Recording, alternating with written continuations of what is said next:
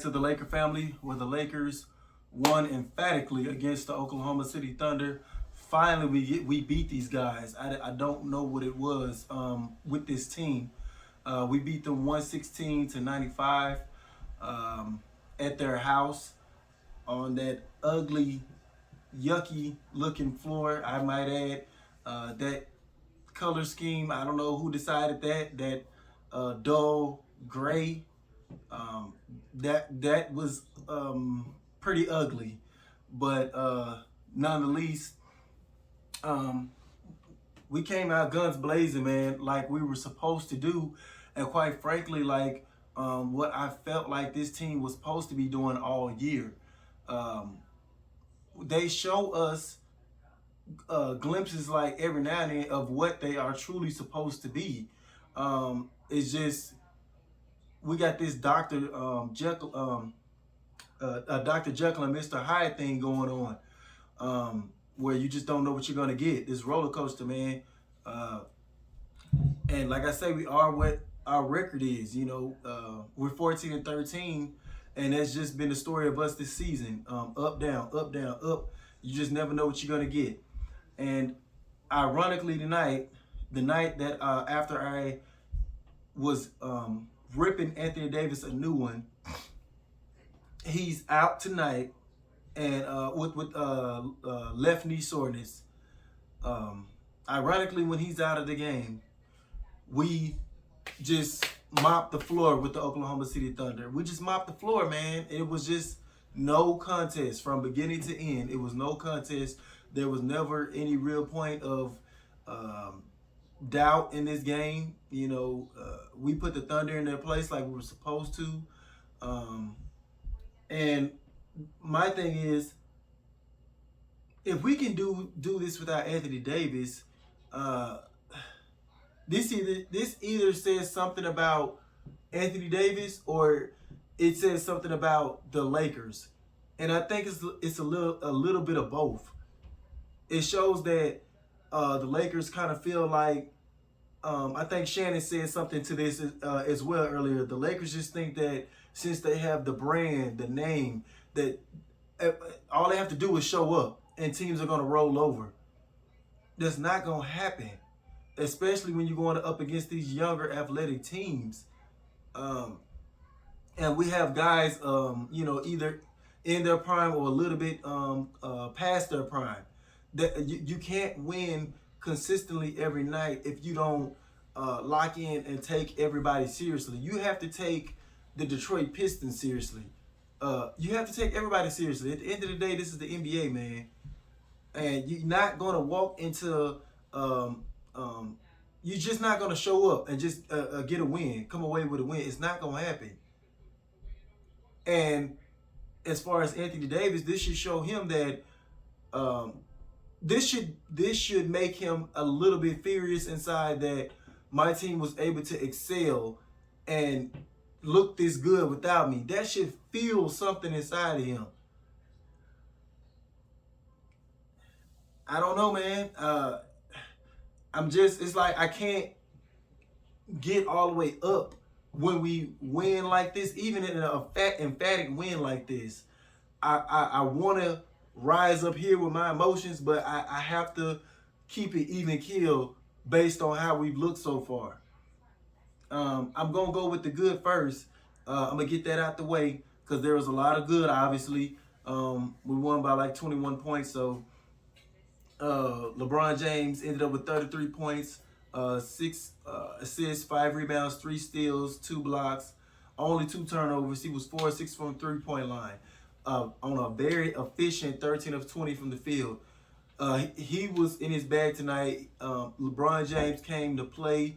LeBron James said he hated losing after last night, and he came out and put his money where his mouth is. He did that.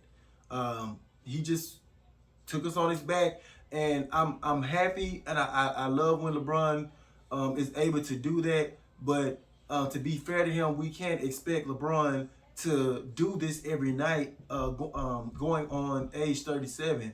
It's just not fair to him. And so we have to have other troops consistently contribute to, you don't want to wear down LeBron James, especially not this early. LeBron James should not have to go Superman mode this early in the season to keep us above water, to keep us from falling below 500. That should not happen. Guys played a little bit better tonight. We got a little bit better bench production tonight than we did last night. Wayne Ellington came in, gave us 9, Malik Monk 6, Carmelo Anthony 7, Bazemore with 3. He only played 4 minutes. DeAndre Jordan with 3 points, 4 rebounds. But the main guy off the bench was Austin Reeves. That guy is a true testament to staying ready. No matter how long it takes, whenever, just stay ready.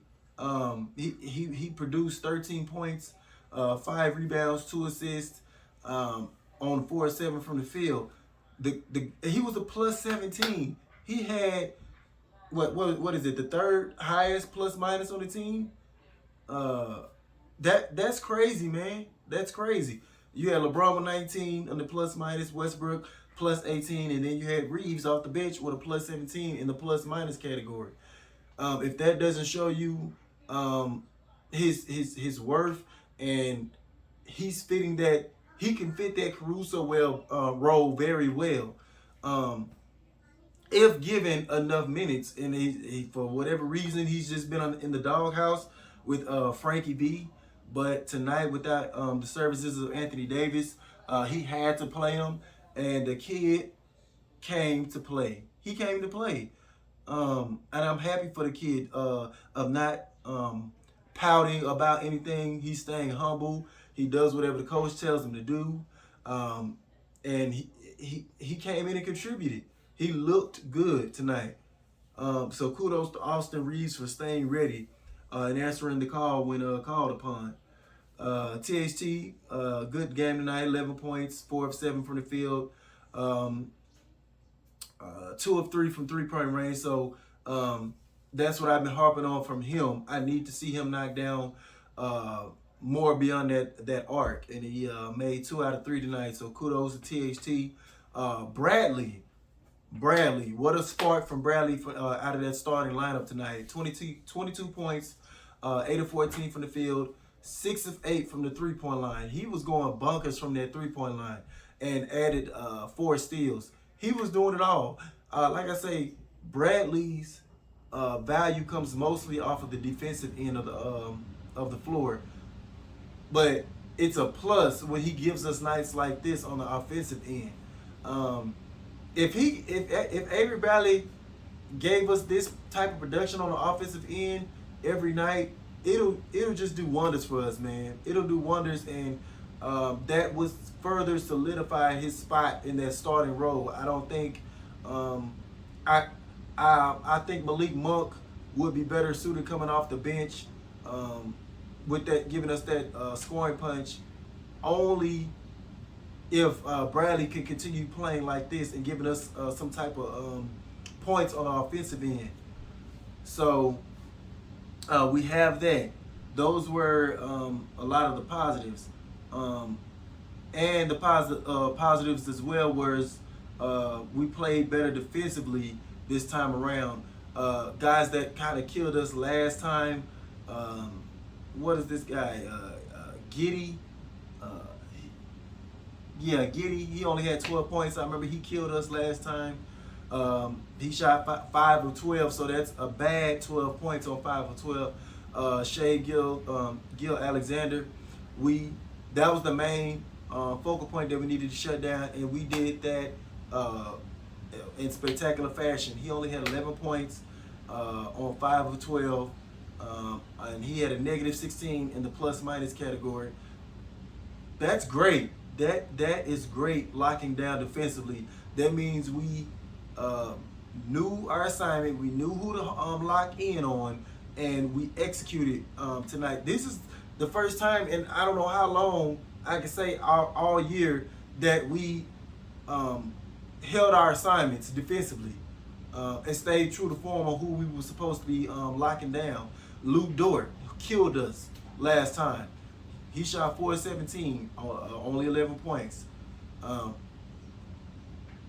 We did good, man. Only the kid that came off the bench, Man, I think it's Terrence Mann or something like that, had 19 points. He looked good, and he looked very athletic. He had a couple of explosive plays on us, that highlight dunk, and a couple of those jelly layups. But other than that, man, we did great defensively tonight, holding this team to only 95. But the negatives were, we still getting killed in the rebounding category, 47 to 51, and the killer in the rebound category was the offensive rebounds. We gave up 19 offensive rebounds to this team, 19, and we had 12 offensive rebounds. That's not going to get it most nights. That's not going to get it. We had 16 turnovers, and the only reason why that got offset was because the Thunder had 15 turnovers. So those were pretty much the negatives, which it might sound nitpicky, but in the grand scheme of things, we got away with it because, quite frankly, the Oklahoma City Thunder is a rebuilding team, and we were supposed to do this to this team this time and the first two times we played them.